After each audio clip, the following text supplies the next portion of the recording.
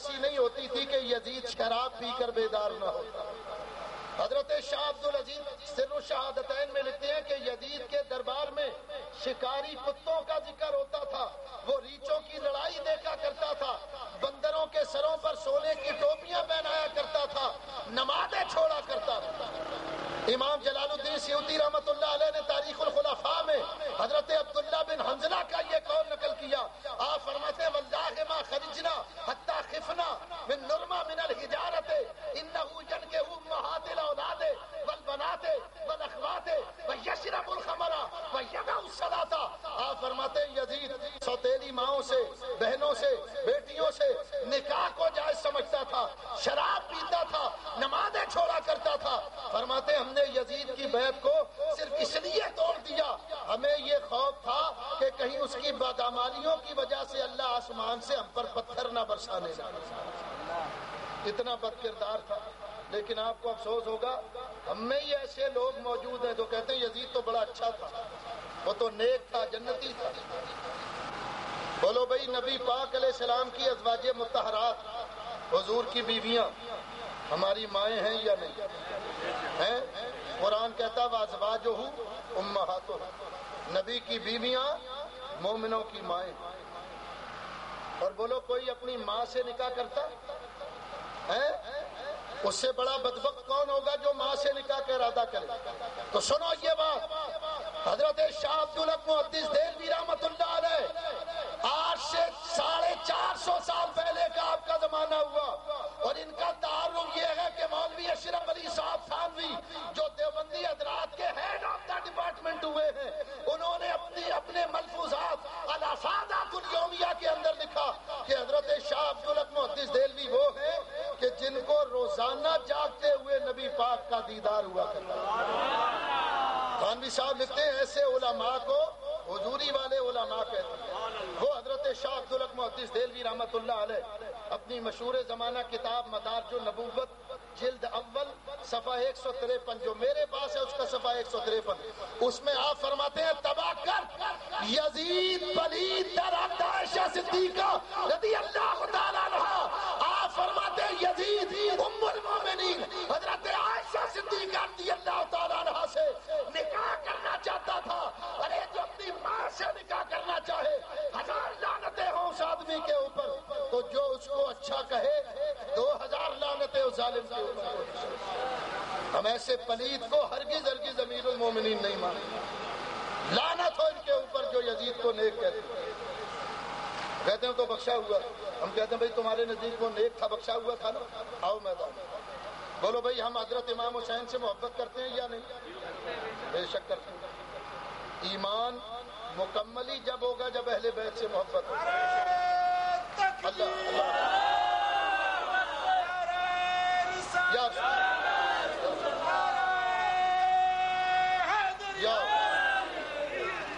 قرآن کریم پڑھ کر دیکھو، اللہ تعالیٰ ارشاد فرماتا قل لا اسألکم علیہ اجرا الا المودۃ فی القربى۔ اللہ فرماتا میرے حبیب آپ اعلان فرمائیے کہ ہم جو تمہیں اللہ کے احکامات کی تبلیغ کرتے ہیں تو اس پر کوئی اجر نہیں مانگتے، صرف یہ چاہتے ہیں کہ میرے اہل بیت سے محبت کیا۔ حضرت عبداللہ ابن عباس فرماتے ہیں جب یہ آیت نازل ہوئی تو ہم نے حضور کی بارگاہ میں عرض کی یا رسول اللہ وہ کون ہیں جن کی محبت کو اللہ نے قرآن میں ہم پر واجب کیا؟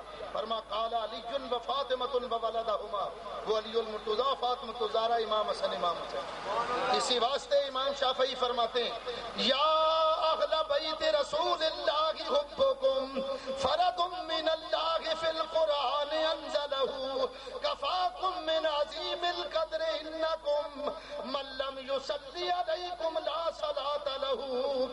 فرماتے ہیں نبی کے اہل بیت تمہاری محبت کو اللہ نے قرآن میں ہم پر فرض کر دیا، تمہاری کتنی بڑی شان ہے کہ جب تک ہم تم پر نماز میں درود نہ پڑھیں اللہ نمازوں کو قبول ہی نہیں فرماتا۔ تو میرے دوستو بزرگوں، حضرت امام حسین سے ہمیں الحمدللہ محبت، اور اس کی دلیل یہ کہ ہم اپنا اور اپنی اولاد کا نام امام حسین کے نام پر محمد حسین، احمد حسین، غلام حسین نام رکھتے ہیں۔ ان سے کہو تمہارے نزدیک اگر یزید برحق ہے، جنتی ہے، تو آؤ ذرا تم اپنی اولاد کا نام یزید کے نام پر۔ وہابی مر جائے گا، زہر کا پیالہ پی لے گا، لیکن اپنی اولاد کا نام یزید کے نام پر نہیں رکھیں گے، کیونکہ دل ان کا بھی گواہی دیتا کہ مسلک وہی سچا جو اہل سنت و جماعت کا۔ ان کو پتا اگر کسی بیٹے کا نام یزید رکھا نا، 10ویں محرم کو وہ باہر گیا تو پھر دوبارہ واپس نہیں آ سکتا۔ لوگوں نے کہنا یزید 14 سال کے بعد زندہ، اور میں تو کہتا ہوں بھائی تمہارے نزدیک وہ لے کے بخشا ہوا ہے۔ میں دعا مانگتا ہوں یا اللہ ہمارا حشر قیامت کے روز حضرت امام حسین کے قدموں میں فرما۔ تمہارے نزدیک یزید برحق ہے، تم دعا مانگو یا اللہ یزید کے ساتھ حشر فرما۔ تو اللہ تعالیٰ سے دعا مانگا کرو کہ اللہ تعالیٰ اہل بیت کی محبت پر زندہ رکھے اور اسی پر موت دے۔ دیکھو اہل صحابہ کرام اور اہل بیت ان دونوں کو اہل سنت چھوڑ نہیں سکتے۔ اس کی وجہ یہ ہے حضور نے فرمایا میرے صحابہ ستاروں کی مانند ہے، جس کی بھی پیروی کرو گے ہدایت پا جاؤ گے۔ اور اہل بیت کے بارے میں فرمایا وہ نوح علیہ السلام کی کشتی۔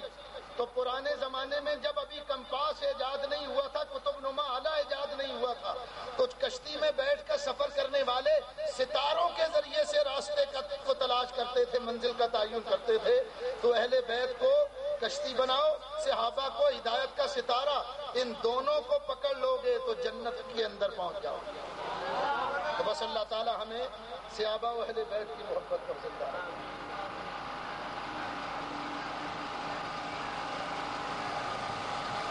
نعرے تکبیر، نعرے رسالت۔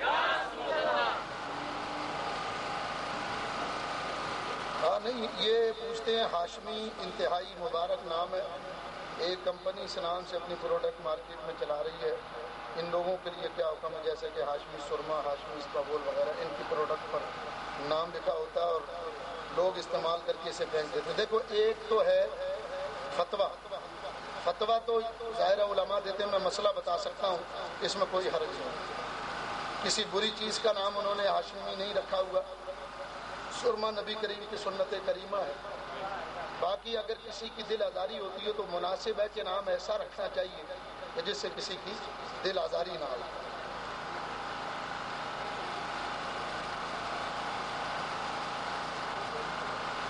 ایک پوچھتے ہیں کہ دینی محافل کا انعقاد پبلک پلیس میں کرانا کیسا ہے؟ مجھے بتائیے کہ آج کون سا فرقہ ہے جو اپنے جلسے پبلک پلیس پر نہیں کرتا؟ یکم محرم آیا تو جلوس اور ریلیاں آسمانوں پر نکالی تھی دیوبندیوں نے۔ ابھی دفاع پاکستان کونسل جلسہ ہوا تھا، اس میں وہابیوں کی ساری تنظیمیں جمع تھی، تو انہوں نے آسمان پر وہ جلسہ کیا تھا۔ بھائی پبلک پلیس پر جلسہ نہیں کیا جائے گا تو کہاں کیا جائے گا؟ یہ اسلامک ریپبلک آف پاکستان ہے، اسلامی ملک ہے، یہاں کسی بھی جگہ پر مسلمان اپنے نبی کا، اللہ رسول کا ذکر کر سکتے ہیں۔ لوگ سیاسی جلسہ کرتے ہیں، اس کے بارے میں کوئی سوال نہیں کرتا۔ فنکشن ہوتے ہیں، کنجریوں کا رقص ہوتا ہے، زمانے بھر کی برائیاں ہو رہی ہوتی ہیں، اس کے بارے میں کوئی نہیں کہتا، لیکن اللہ رسول کا ذکر ہو تو فوراً ہم سوال پوچھتے ہیں کہ پبلک پلیس پر کرنا کیسا؟ آسمان پر کیا جائے گا اگر پبلک پلیس پر نہیں کریں گے۔ یاد رکھو یہ بالکل جائز ہے، اس میں کوئی حرج نہیں، اور جو منع کرتے ہیں ان کو دلیل دینا چاہیے۔ تیجا 40واں کی شرعی حیثیت کیا ہے؟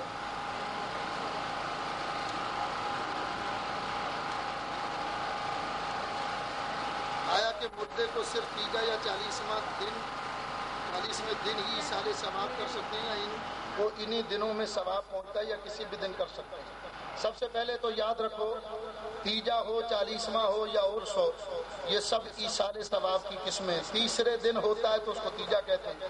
تیسرے دن کیوں کرتے ہیں؟ صحیح بخاری شریف کی حدیث ہے، شرعی حیثیت پوچھیے نا، صحیح بخاری شریف، صحیح بخاری شریف کی حدیث ہے، حضرت ماعز بن مالک حضور کے صحابی تھے، ان کا وصال ہو گیا، ان کے انتقال کے حدیث کے الفاظ ہیں یومین او ثلاثہ، دوسرے یا تیسرے دن حضور ان کے گھر میں آئے، صحابہ کرام جمع تھے، حضور نے سب کو اپنے قریب کیا اور حضرت ماعز بن مالک کی مغفرت کے لیے دعا مانگی۔ معلوم ہوا تیسرے دن مجمع جمع کر کے مغفرت کی دعا میت کے لیے مانگنا یہ حضور سے ثابت ہے، حدیث شریف سے ثابت ہے، اس کو سویم کہتے ہیں۔ 40ویں دن حدیث شریف کے اندر آتا ہے، یہ حدیث پاک امام جلالدین سیوطی نے شرح الصدور فی شرح حال الموتى والقبور میں نقل فرمائی۔ حضور نے فرمایا کہ میت کی روح کا تعلق گھر والوں کے ساتھ 40 دن تک ہوتا ہے، چونکہ 40واں دن تعلق کا آخری دن ہوتا ہے، اس لیے اگر جمع ہو کر کچھ قرآن وغیرہ پڑھا جائے تو یہ جائز ہے، ناجائز نہیں رہ گیا۔ سال گزرنے کے بعد تو مصنف ابن ابی شیبہ کے اندر حدیث پاک ہے کہ نبی پاک علیہ السلام، حضرت صدیق اکبر، حضرت فاروق اعظم، حضرت عثمان غنی، یہ تمام حضرات ہر سال شہدائے احد کے مزارات پر جاتے تھے فاتحہ پڑھنے کے لیے۔ تو سال گزرنے کے بعد میت کے لیے فاتحہ کرنا، درود وغیرہ پڑھنا یا ایصال ثواب کرنا، یہ بھی حدیث شریف سے ثابت ہے نبی کریم کی سنت سے۔ تو شرعی حیثیت تو یہ ہوتی ہے۔ باقی رہ گیا یہ کہ کیا یہ اسی دن پہنچتا، دوسرے دن پہنچتا، تو یہ یاد رکھنا چاہیے ہمارے اہل سنت کا یہ عقیدہ نہیں ہے۔ ہمارا عقیدہ یہ کہ ایصال ثواب جب چاہیں آپ کر سکتے ہیں، تیسرے دن کرو تب بھی پہنچے گا، دوسرے دن کرو تب بھی میت کو فائدہ ہوگا، 40ویں دن 41ویں دن جب بھی کریں آپ۔ بات اصل میں یہ کہ یہ دن مقرر اس لیے کیا جاتا ہے کہ لوگوں کے لیے سہولت ہو جائے اور لوگ آسانی سے جمع ہو جائیں۔ مثلا بعض لوگ یہ کہتے ہیں کہ دن مقرر نہیں کرنا چاہیے، کسی دن بھی کر لو، تو میں کہتا ہوں یہ شریعت کا مزاج نہیں ہے۔ بولو بھائی، اللہ تعالیٰ نے ہم جو عید مناتے ہیں، عید کی نماز کس دن پڑھتے ہیں؟ یکم شوال کو۔ دو شوال کو کیوں نہیں پڑھ لیتے؟ آپ کہتے ہیں بھائی یہ دن اللہ نے مقرر کیا، تو شریعت تو چاہتی ہے نا کہ دن مقرر کیا جائے۔ رمضان کے روزے پورے سال میں آپ کیوں نہیں رکھ لیتے؟ اس کے لیے شریعت نے ایک روزہ ایک مہینہ کیوں مقرر کر دیا؟ حج ذی الحج کے پورے مہینے میں کیوں نہیں کرتے ہو؟ 9 ذی الحج کو میدان عرفات میں کیوں جمع ہوتے ہو؟ قربانی 10 ذی الحج کو کیوں کرتے ہو؟ اس کی وجہ یہ ہے کہ شریعت کا مزاج یہ ہے، شریعت یہ چاہتی ہے کہ دن تاریخ مقرر کر کے کام کیا جائے۔ اگر یہ اعلان کر دیا جاتا کہ عید کسی دن بھی منا لو، تو پاکستان میں تو پہلے ہی رولا پایا ہوا ہے، دیوبندی الگ عید مناتے ہیں، تو پھر تو کوئی بھی ایک دن وہ چوچو کا مربع بن جائے، پورے شوال میں عید منائی جا رہی ہے، کوئی 8 کو منائے، کوئی 12 کو، کوئی 15 کو، تو اللہ نے ایک دن مقرر کر دیا۔ اسی لیے حج کا بھی اگر حکم ہوتا پورے ذی الحج میں کبھی حج کر لو، تو سنی کسی تاریخ کو کرتے، دیوبندی وہابی کسی تاریخ کو کرتے، شیعہ کسی تاریخ کو، تو پھر عجیب ہی منظر بنتا۔ تو اللہ تعالیٰ نے ایک تاریخ مقرر کر دی، اس تاریخ میں دیکھو مدرسے اسکولوں میں امتحان ہوتے ہیں، اس کے لیے بھی تاریخ مقرر ہوتی ہے۔ ایسا نہیں ہوتا کہ استاد کہتا ہے کسی بھی تاریخ کو آنا، کسی بھی پرچے کا امتحان تم سے لے لیا جائے گا۔ حتیٰ تو یہ ہے کہ شادی کرنے جاتے ہیں تو بھی دن تاریخ مقرر کرتے ہیں یا نہیں؟ فلاں تاریخ کو فلاں لڑکے کی فلاں لڑکی سے شادی، اس وقت یہ نہیں کہتے کہ بھائی کسی بھی لڑکے کو لے آنا اور کسی بھی گھر میں آ جانا اور کسی بھی تاریخ کو آ جانا اور کسی بھی لڑکی کو لے جانا۔ عجیب تماشا۔ تو شریعت کا مزاج یہ ہے کہ دن تاریخ مقرر کی جائے۔ تاریخ مقرر کرنے میں یہ ہوتا، بخاری شریف کی حدیث ہے، حضرت عبداللہ ابن مسعود فرماتے ہیں نبی پاک نے ہمیں وعظ و نصیحت کرنے کے لیے ایک دن مقرر کر دیا تھا، جمعرات کا دن۔ اس دن ہم کہیں بھی ہوتے، جمعرات کے دن مسجد میں جمع ہو جاتے، حضور ہمیں وعظ و نصیحت کرتے۔ تو دن تاریخ کا مقرر کرنا یہ بالکل جائز ہے۔ ایصال ثواب کے لیے دن اس لیے مقرر کیا جاتا ہے کہ لوگ آسانی سے جمع ہو جائیں۔ اگر تاریخ مقرر نہ کی جائے تو لوگوں کو پتہ بھی نہیں چل سکتا اور آسانی سے لوگ آ بھی نہیں سکتے۔ کم از کم ایک تاریخ مقرر ہو گئی تو اس پر سب جمع ہوتے ہیں، قرآن وغیرہ پڑھا اور میت کو ایصال ثواب پڑھا۔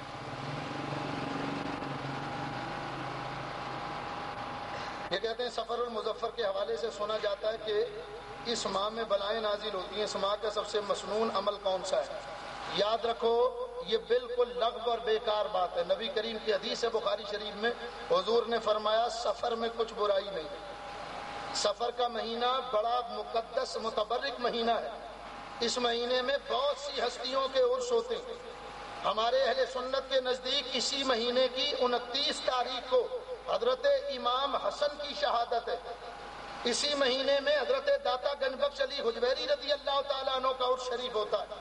اسی مہینے میں امام ربانی قیوم زمانی حضرت امام مجدد منور الفسانی رحمۃ اللہ علیہ کا عرس ہوتا ہے۔ اسی مہینے میں اعلیٰ حضرت امام اہل سنت حضرت مولانا شاہ احمد رضا خان فاضل بریلوی رحمۃ اللہ علیہ آپ کا عرس مبارک بھی، یہ بڑا مبارک مہینہ، بلکہ علماء فرماتے ہیں اس مہینے میں زیادہ صدقہ و خیرات کرنا چاہیے۔ اس مہینے کا مقبول عمل یہ ہے کہ زیادہ سے زیادہ اس مہینے میں استغفار کرو اور اللہ کی راہ میں صدقہ کیا کرو۔ حضور فرماتے ہیں صدقہ رد البلا، صدقہ بلاؤں کو ٹالتا ہے۔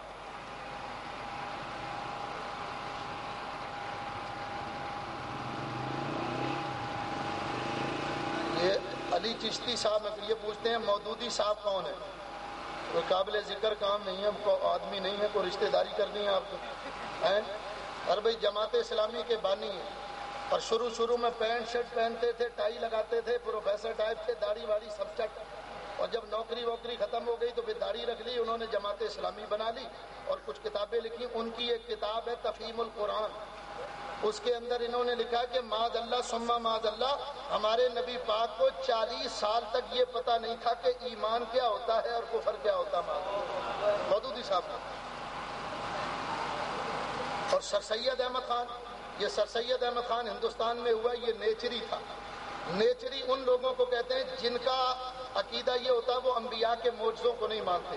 سر سید احمد خان نے ہر نبی کے معجزے کا انکار کیا، خصوصاً ہمارے نبی پاک علیہ السلام کا جو معجزہ معراج تھا نا، سر سید نے اس کا انکار کیا۔ تو یہ نیچری تھا، انبیاء اور اولیاء کی کرامتیں اور انبیاء کے معجزات کا یہ منکر تھا، اس کا انکار کیا۔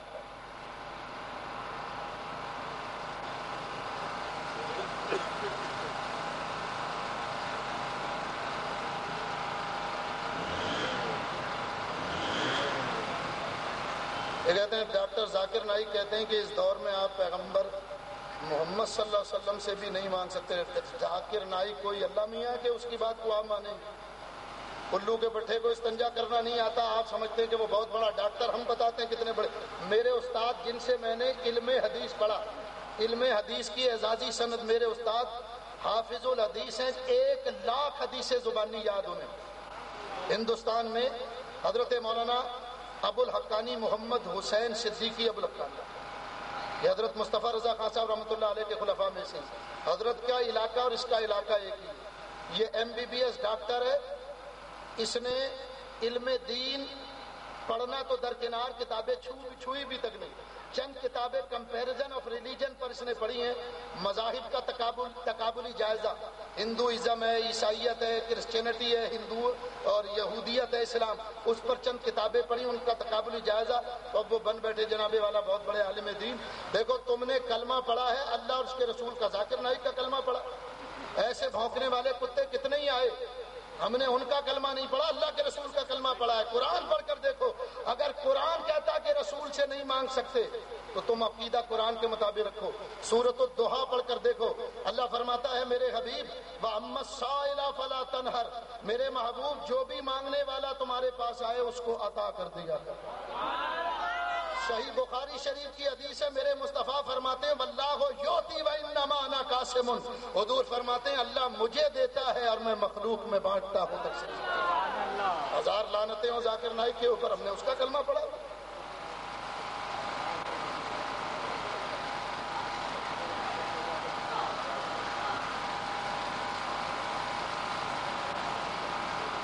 ہاں بھائی ان کے ایسے ہی مسئلے ہیں۔ وہ کہتے ہیں کہ بھئی ایک مفتی صاحب ہیں، وہ کہتے ہیں اگر کوئی کسی عورت سے رشتہ کرنا چاہے، نکاح کرنا چاہتا ہے اور وہ عورت اس کے لیے غیر محرم ہے، تو اس کو دیکھنے کی صورت بتاتے ہیں کہ وہ مرد چاہے اس کی داڑھی کیوں نہ ہو، وہ اس عورت کا دودھ پی لے تو وہ اس کو دیکھ سکے۔ تو مولویوں کے تو ایسی حرکتیں یہ ایسی کرتے رہے ہیں۔ فقہی مقالات کے نام سے میرے پاس کتاب موجود ہے، دارالعلوم کراچی کے مفتی صاحب ہیں، انہوں نے لکھا ہے کہ پیشاب سے تعویذ لکھنا اور سورہ فاتحہ لکھنا جائز ہے۔ حوالہ نہ دکھاؤں تو جو چور کی سزا وہ میری سزا، اسی چوک پر کھڑا کر کے گولی مارنا، میرے ورثاء میرے قتل کی FIR درج نہیں کرائیں گے، اتنی بڑی بات کر رہا۔ ان کے کرتوت ایسے ہی رہے ہمیشہ۔ جنہوں نے امام حسین کے شربت کو پیشاب سے بدتر لکھا، پھر اللہ ایسی چیزیں ہی کھلاتا پلاتا۔ ارے بھائی تم اپنی عورتوں کے بھی دودھ پیو اور جو دل چاہے جس کے چاہو کرو پیو، تمہیں وہ کہتے ہیں کھڑے ہو کر پیشاب کرنا جائز ہے، فتاوی رشیدیہ میں لکھا ہوا ہے۔ تو ہم کہتے ہیں بھائی تمہارے لیے تو لیٹ کے موتنا بھی جائز ہے، تمہارے لیے تو سب بھی جائز، شریعت تمہارے ابا جی کی ہے۔